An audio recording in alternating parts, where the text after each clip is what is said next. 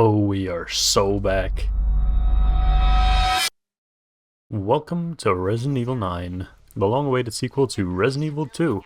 Set approximately 28 years after the Raccoon City incident, we follow Leon, who has a mysterious illness, and is investigating the odd deaths of Raccoon City survivors, and Grace Ashcroft, an FBI tech analyst on the same case, who for some reason is getting sent to investigate the most recent murder on her own. I need your eyes on the crime scene.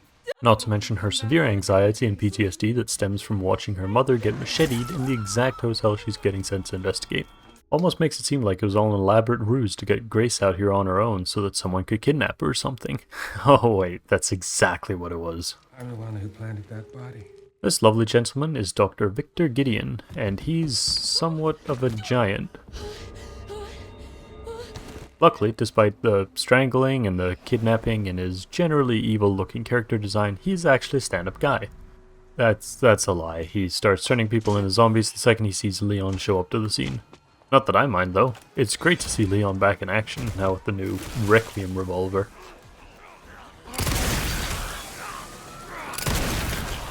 Holy shit, this is peak.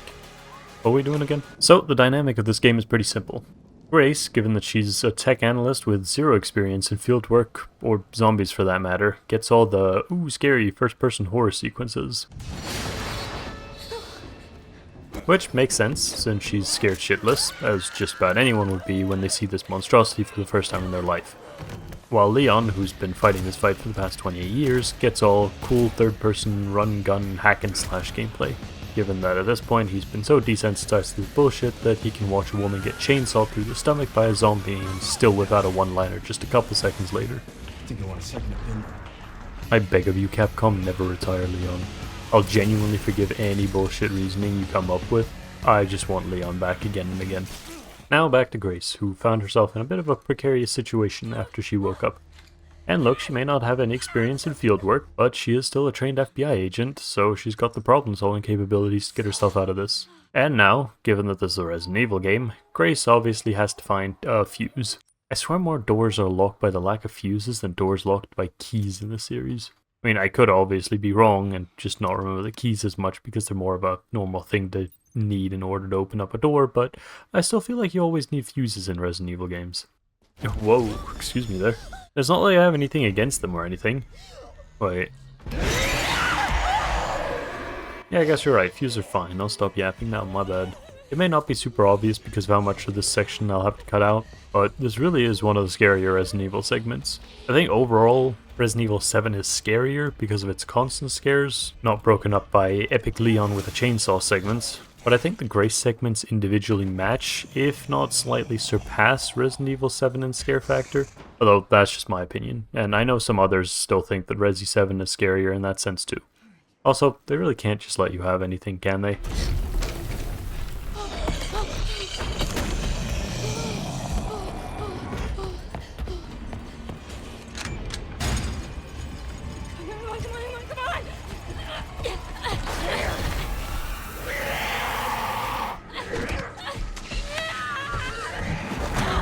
Oh well, she's dead.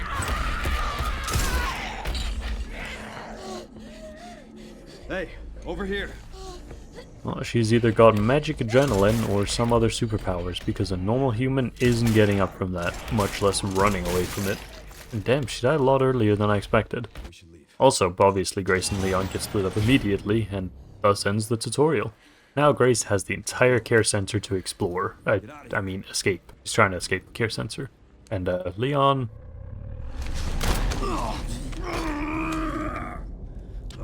Too slow. Yeah, that. Look, I'm not here to kink shame, but like, this is kind of a public area, and I don't think either of the two that have been strangled thus far have even had an opportunity to consent. But hey, maybe that's just me. Anyways, before Victor showed up, he must have been real busy turning everyone into zombies, because the entire care center is now filled with everyone's favorite undead. Although this particular strain of T-virus is rather unique, as the victims seem to retain some of their memories, as well as a little bit of their ability to speak, as shown by some of the exciting new additions to the Resident Evil cast, such as Cleaner Zombie,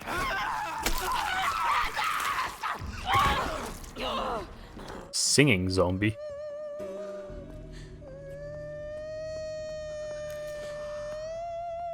chef zombie.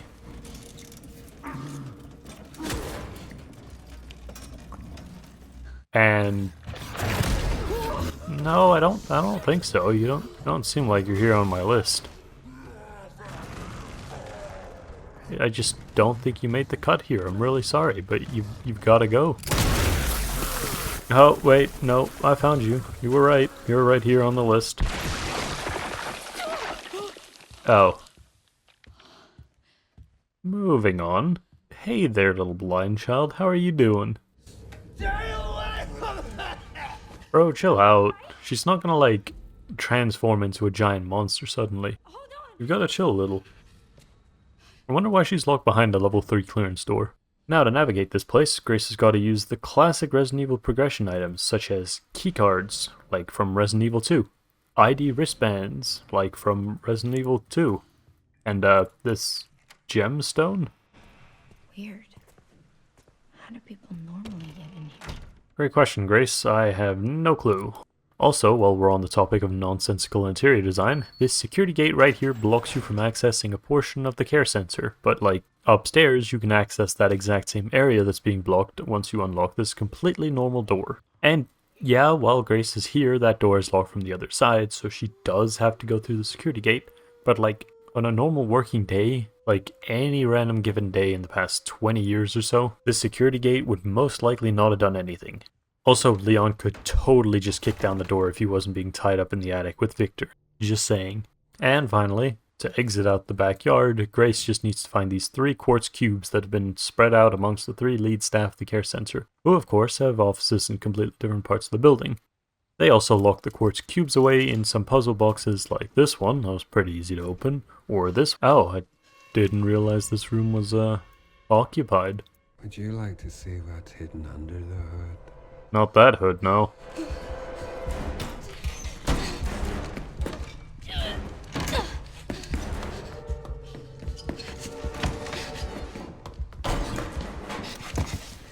Grace! Wait! Grace! Grace! There's no escaping your destiny. Honestly, might be one of the smartest things anyone has ever done in a horror video game. Loses Victor, sends him on a wild goose chase, and clears out the room with the puzzle all in one fell swoop. Unfortunately, that was all the brain power Grace had left at the moment. That or some cosmic balance of intellect where, because she used so much brain power to come up with that move, she now has to make the biggest blunder to even out the scales. See, the final puzzle box here has the marking scraped off, so Grace has to somehow figure out how to input the code, which she knows is star star moon sun from the dead guy's notepad, using only the braille on the box and assuming that the mechanism at the top doesn't move to show what each button corresponds to, because if it did, Grace would have the codes in literally 2 attempts. Now, does she, A, brute force the puzzle, given that there are only 6 possible layouts for the buttons and she already knows the code, meaning that at most she'd have to try 6 combinations to open it? B, go upstairs just outside the hallway and look at the braille on those buttons, then come back downstairs to input the code, given that she can now recognize what sun, moon, and star are in braille. Or C, go grab the blind child, dragging her out of her generally very secure seeming cell and carry her through the zombie infested care center while not being able to defend herself so that the child can try to read the braille and maybe open the box. I can try. If you would have picked A, then congratulations, you're what we in the industry would call an intellectual person with what many would refer to as common sense, and would have gotten the box open within a minute given that it takes about 5 to 6 seconds to input a code. If you would have picked B, you have what is commonly known as problem solving skills and logical thinking. And lastly, if you would have picked C, please never have kids, you're gonna get them killed. You'd also be just like Grace, who decided that yes, the ideal way to solve this problem is by getting the blind child to do it for her. Why? So she went back and collected the child and brought her... One sec. Sit. And brought her to the puzzle box where she then... Okay, one sec, again.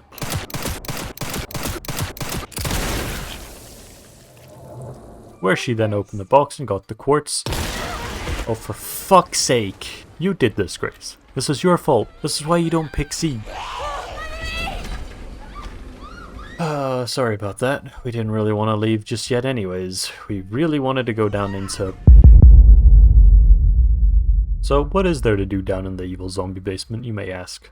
Well, you can visit all the famous landmarks down here, such as the security room with all the surveillance cameras, or you can peruse the prisoner hallway and have a peek in at all the funny guys they got locked up in here. They're all zombies except for Emily. Oh, and you can also get hunted by the monster that we witnessed Leon obliterate early on. Kinda reminds me of someone. Anywho, to save Emily, Grace has to gather 3 joint plugs to power the holding cell doors. And honestly, they aren't really that hard to get, and are even conveniently marked on the map for us. There's just one teeny tiny problem with taking them out of whatever they're plugged into. Luckily, if you're like me, you pick up on a few tricks.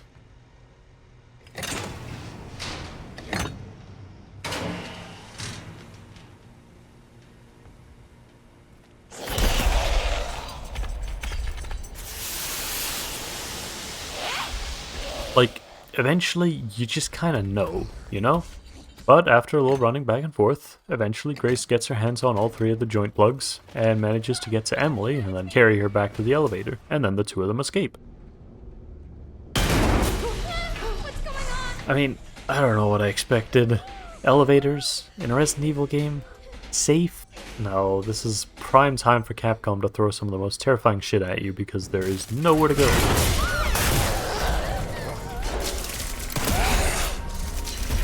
Well, except for in this scenario, I guess, where we can kind of just... No joke, this might have been the most stressed I was playing this whole game. I mean, can you imagine losing your foot like that? And she's no Ethan Winters, she can't just magical liquid her foot back onto her leg. Luckily she didn't need to, she managed to pull her leg just far enough back for her foot to be safe, but damn, the thoughts racing through my head just before the reveal were something else, trying to desperately find some way that would explain how Grace could continue on if she was missing her foot. Also, while we have a quick moment here, we just take a moment to appreciate the whole protecting the child trope in horror games. It's gotta be one of my favorite ways to raise the stakes without really adding all that much. And like they did it in Resident Evil 2 with Sherry, which was my favorite half of the story, and they're doing it again here. And it just works so well to get me invested.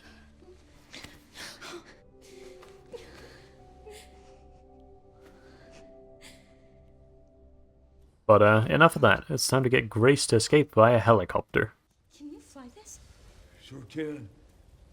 My bastard boss took the key. It's in there. Alright, so it's not quite time for that yet. First we gotta go to... Oh, what's this? Oh, this was actually not a normal house. It was... Okay then, but how am I supposed to find helicopter keys down here? They could literally be anywhere. Oh, there they are. Well, that was easier than I expected. Yes, you know, that's correct. Oh, shit, that's not good.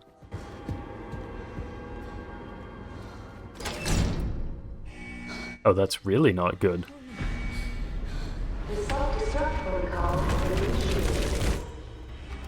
Where's the room? Oh, that's really, really not good. And I'm really impressed by how this just keeps getting worse.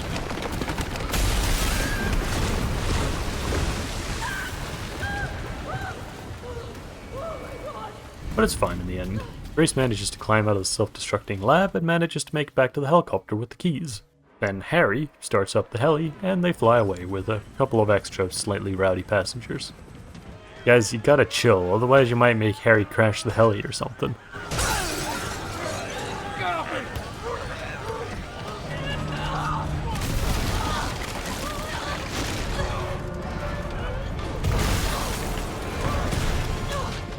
Man, look what you guys did. Harry, you alright? I'll take that as a no. They gave you a name though. I thought you'd at least last until like really late into the game. But they really just introduced you and then killed you off immediately. Kinda like that reporter guy from Resident Evil 2. So, Grace and Emily are back on their own again. Or are they? Also, what has Leon been up to? Oh, ew, no. You are an ignorant fool. Well, that's not very nice. I'm gonna have to kick you.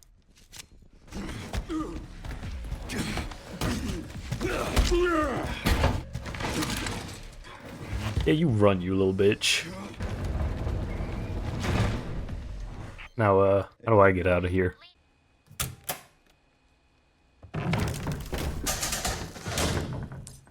Now, there was something about an office I had to find. Oh yeah, these guys totally aren't gonna come back to life and try to kill me.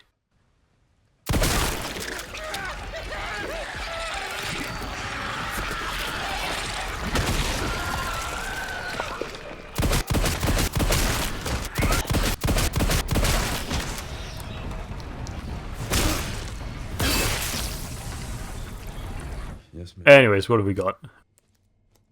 Yada yada yada, T-Virus. Oh, that's rough, buddy. Something, Raccoon City, Elpis. Alright, cool. That makes complete sense to me. But, let me explain it, just as long as nothing crazy happens to distract me from... Oh, what's that distracting helicopter noise?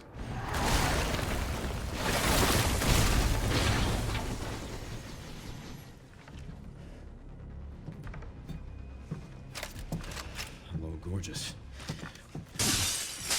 And so that's how we ended up here.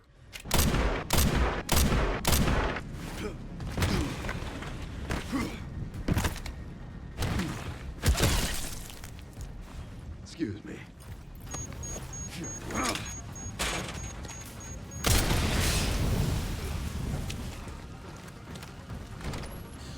Stay with me. Grace, Leon! who is she? Oh, this is Emily. Help me, I can't stop the bleeding. Hey, look at me. We're gonna be okay. Yeah? Can't stay here. That should be the way to the water treatment plant. It's our way out. Let's go. Oh. Whoa! Hey, just don't give up. Take her. Get her safe. Go. Now. Yeah, I'm just gonna stay here and... Wait, no I'm not. I'm gonna go with Grace. Dead end. Oh, you don't give up, do you? Whatever. Lay here, little child, on the probably incredibly uncomfortable metal grates that just happen to be here. Like, at this point, I'd probably rather just be placed on the floor. Anyways, there's no light down here, so we gotta fix that. You know, make sure that, whatever it actually is, can't follow us around. Luckily, this button here should do the trick. Well, shit. Guess we're going downstairs to fix this. Hopefully that creature isn't crawling around down here patrolling the area. That'd be incredibly inconvenient. I am a master of stealth. I am one with the shadows. No one can see me. No one can hear me. No one can... Ooh, a button. Oh, that's not great. Scratch that. This is great. A 1 down, 2 to go. Wouldn't it be really funny if she showed up here and just, like, tossed me across the room or something?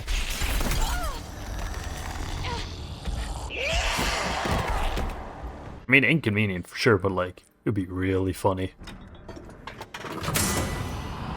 But on the last one. Why is it so stiff?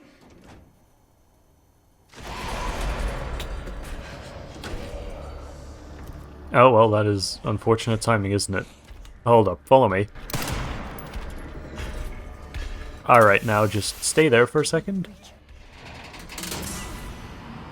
Power has been successfully restored. Great, thanks. That was all. You can go now. Awesome. I would just need to go up and open the roof and... Come on!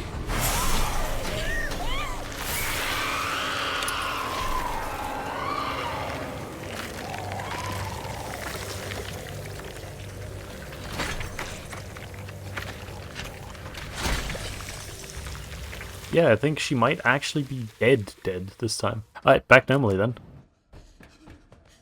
Oh no! Wake up! Come on!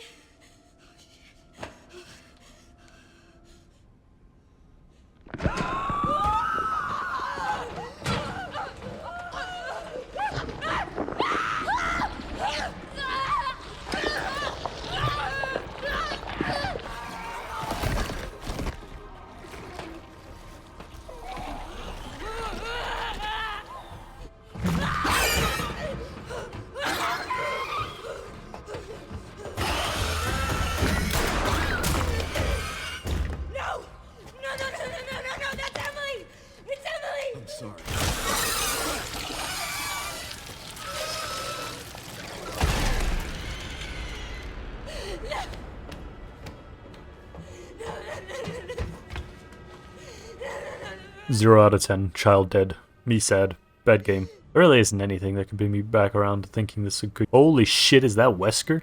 No, wait. Wesker clone? It's Wesker clone. That's basically Wesker. 10 out of 10 pretty much has Wesker. Immediately over Dead Child. We are going to Raccoon City. Game is peak.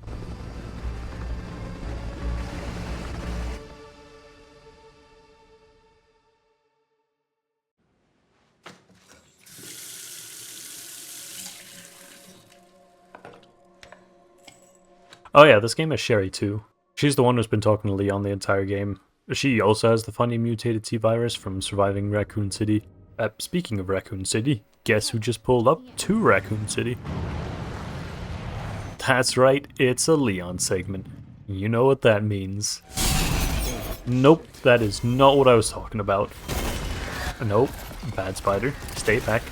Stay back, you foul beast.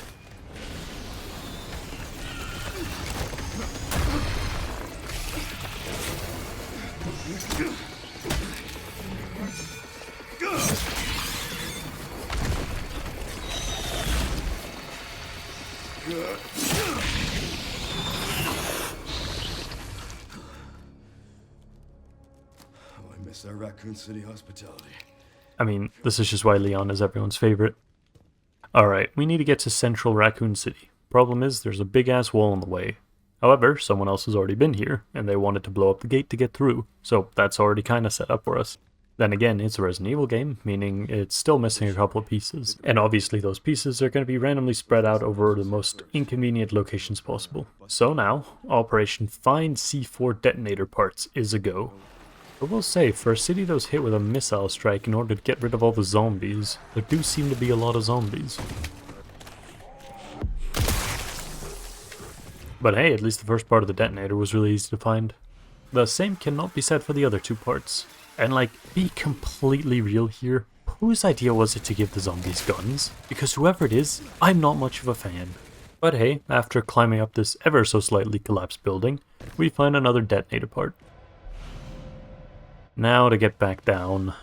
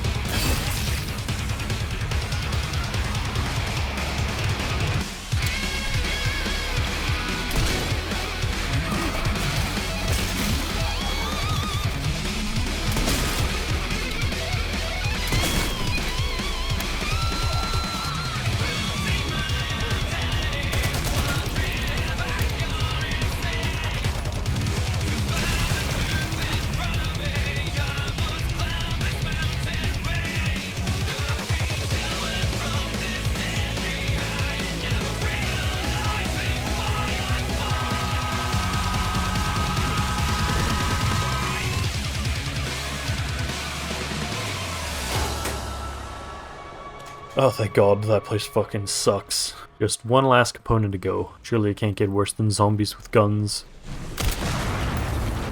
So I stand corrected. But hey, at least it makes the normal zombies a little easier to deal with. Wait, surely I can... Oh boy.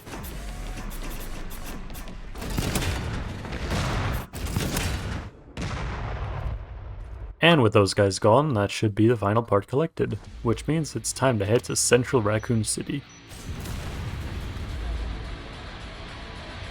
Right after a cool motorcycle minigame.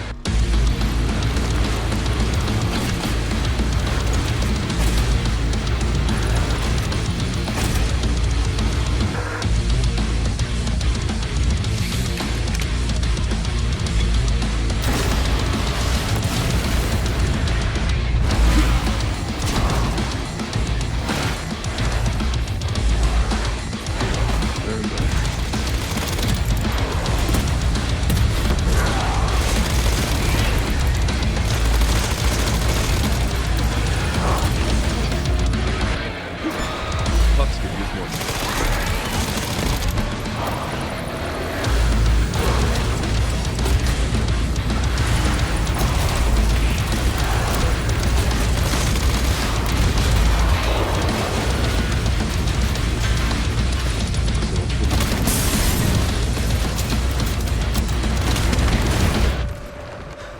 Ken, seriously. I don't give up that easy.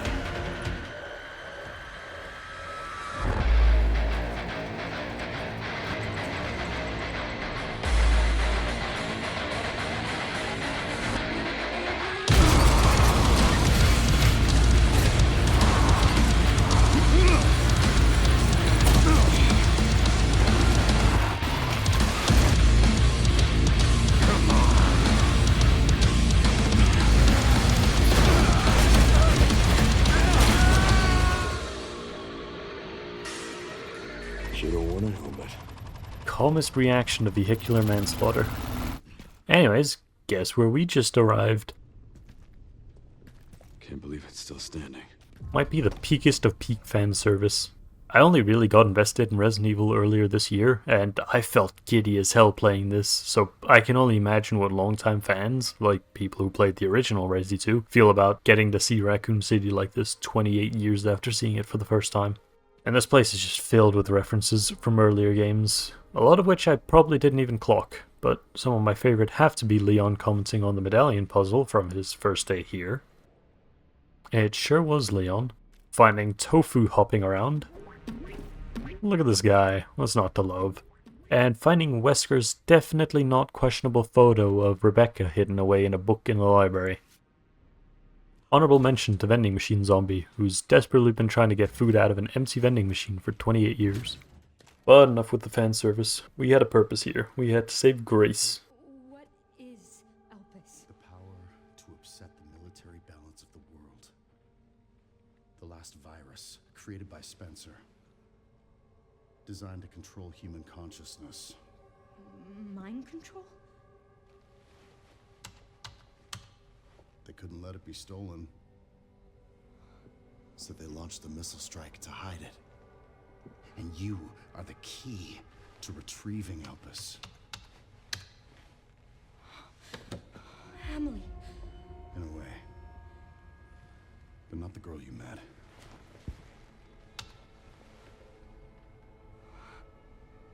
So many attempts.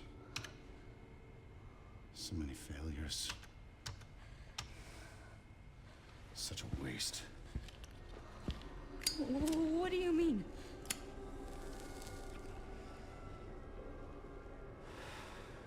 Copies. Crafted to duplicate you. All useless. All scrapped. They each have their own sad story. But now we have the original. We have you. I was made? Correct. So it really was all my fault. It's time to embrace your destiny. Look, Zeno, as much as I love how generally incredible you are, you really don't seem to understand panic attacks. The trick here is to try to help her calm down, not rile her up. You think they knew this about her after tracking her down for who knows how many years. But like then I have to forgive you immediately because you're just too fucking cool, man. Forget it. Forget I said anything. Sorry, but I don't have time to spare. Holy shit, he's back.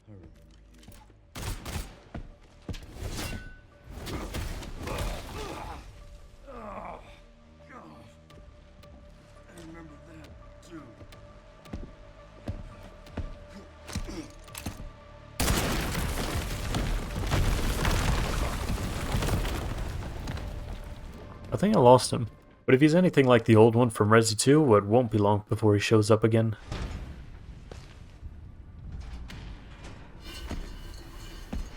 Yeah, that seems about right. Fuck me.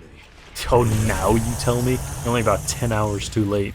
Ah, who cares? It's not like it's gonna matter until I do Nightmare Mode anyways.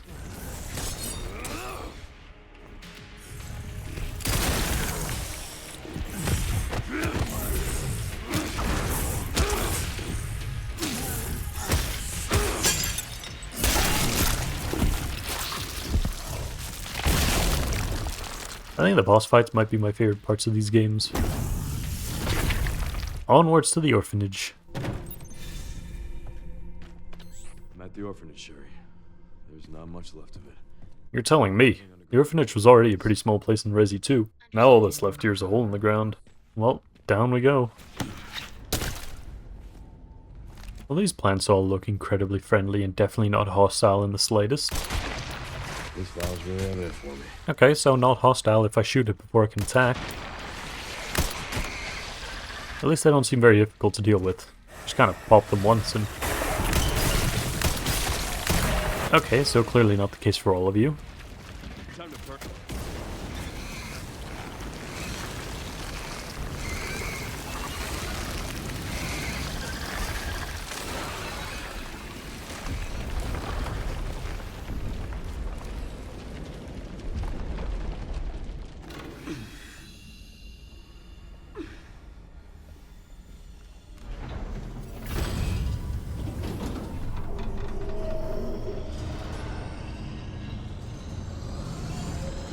Man, I want a door like that.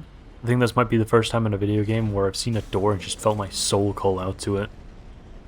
Also, welcome to Nest 2.0, aka... Let's see what we got here. Yeah, there she is. And, I don't know who they are. Yeah, so they're the elite guard. They don't seem very elite to me.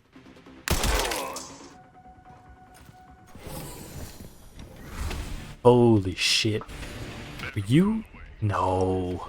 But like, maybe? See, I know this guy is implied to be Hunk, but I just can't really bring myself to accept it. Even though I don't know much about him, I know enough to be a huge fan of the Grim Reaper and the survivor of the impossible missions. And this whole thing seems slightly off. Also, Mr. Death dying in a completely avoidable one-on-one duel in his own element to a sick and dying man. And sure, that sick and dying man is Leon Kennedy, but still. I want to hold out hope that this was either a clone, like what they were doing to Emily, another commander with Hunk's memories inserted, kind of like Xeno with Wesker, but who is ultimately his own person. Or just a disciple of Hunk. And I know he's a fan favorite as well, so surely, hopefully, Capcom doesn't do him like this. Also, if it was Hunk, wouldn't they just call him that? And also, his body apparently vanishes after the fight, so even if that really is him, there is still hope. Anyways, enough fanboying and conspiracy theorizing, it's time to save Grace.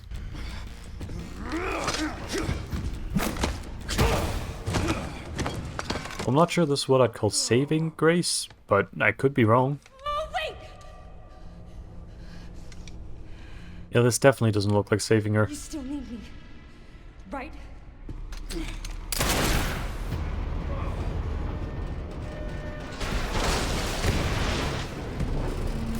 Come on! Grab time!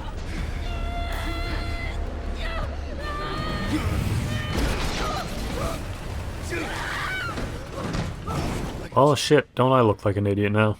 Though now, with Leon as fucked up as he is,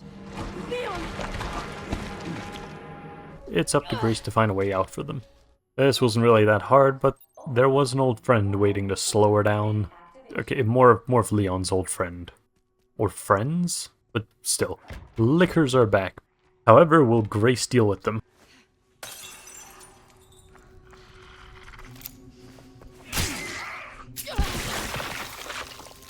Well, suddenly they seem a lot less threatening.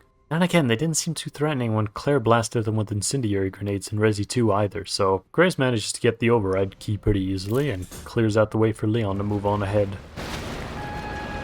And now for an Umbrella classic of find the random ass objects that we for some reason decided to use in place of normal keys that end up making everyone question how we normally get through this door.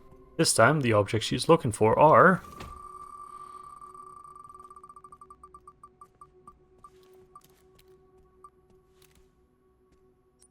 two weird glass orbs. Why? Fuck you, that's why. Now there was one just back in the other room, it was pretty easy to get, but the second one, oh boy, there were a lot of lickers guarding that. Luckily there isn't a third one or anything.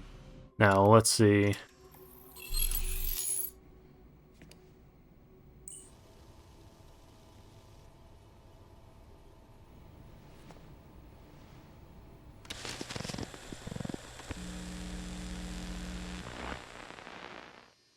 My research opened Pandora's box, unleashing disaster upon the world. Except Elpis, the goddess of hope. I was wrong, and I am plagued by guilt. Happiness cannot be achieved at the expense of others. Why did you accept my request for an interview?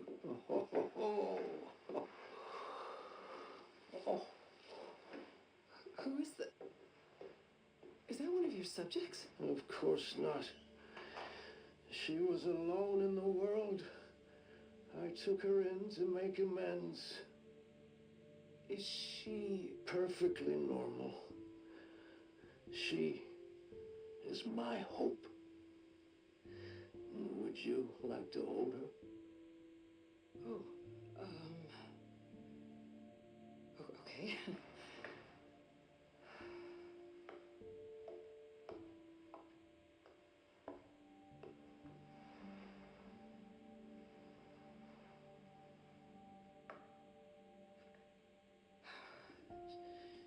She's adorable. What's her name? Grace. Grace. So it seems like Zeno might have had a couple things wrong. Oh shit, Leon. Leon. Better go help him. I swear if he's dead when I reach him. Leon. Oh, no. Hey, it's me. It's Grace. Oh, please wake up. Hey, I was just resting my eyes. Yeah, well, ideally wait with that until we have a way to cure you, or I swear I will absolutely lose my shit. Now, on to the final choice. And I'm not gonna lie, gears were turning here. I sat for a solid few minutes thinking this one over, in case I'd somehow managed to gaslight myself into thinking Elpis was something good when it wasn't really, but in the end, I decided that Spencer had in fact come to regret what he had unleashed upon the world, and Elpis, the blind hope, was not the one virus to rule them all, but to overrule them all, i.e. cure them. Also, this was literally the only option where I could see Leon potentially surviving, so time to unleash Elpis. What are you doing, Grace? Spencer regretted what he did. Done.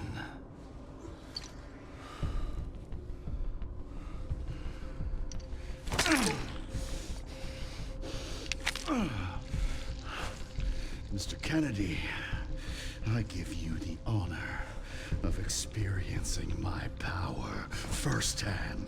Oh, Zeno didn't get the memo though. Maybe I should have warned him. But you released Elpis. What is it? Tell me! Elpis is Spencer's atonement. It's an antiviral.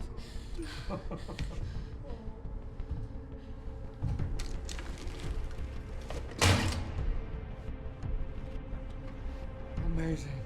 We wanted a weapon. Instead, Spencer gave us anarchy. I will carry his torch and bring his vision to life. You? It's over, Victor. The Connections is done with you! Honestly, as much as I would have absolutely loved to either fight Xeno or have him show up in a future game, this really does seem like the best way to deal with him. Because with his powers, there is no way we could have killed him that wouldn't have felt like bullshit. Oh, it's working.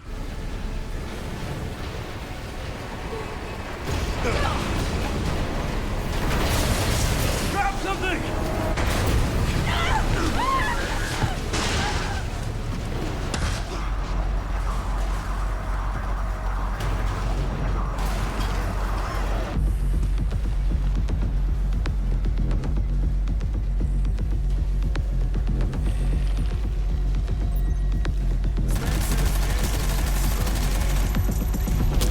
I will see that it is brought to fruition.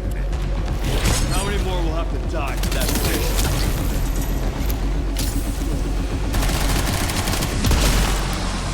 Not to me. I swore that I'd always protect those ones.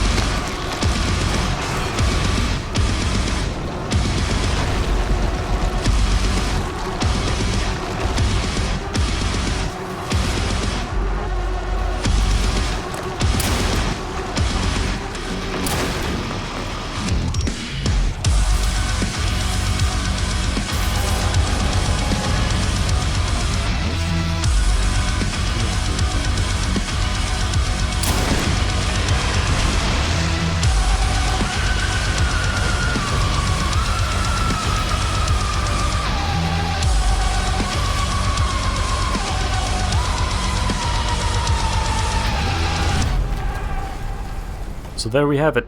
Grace and Leon are saved by Chris Redfield, or rather his team or something. Still not entirely sure. Leon is cured and they've got another cure for Sherry, and Grace is obviously sad that Emily died, but then Leon hits her with the mildly controversial, Grace, I didn't hit any of her vitals. and I will say, upon replaying the game, I wanted to see if that was true, because a lot of people laugh at that and say, oh well, I sure as hell hit all the vitals. But lo and behold, even if you aim right at the vitals and shoot, Leon will hold it for a second, flick to the side, and then shoot, forcing you to miss the vital. So he really did miss the vitals on purpose. And I think that was for the better, because Sorry. Grace seems to be doing a lot better now. Gotta go.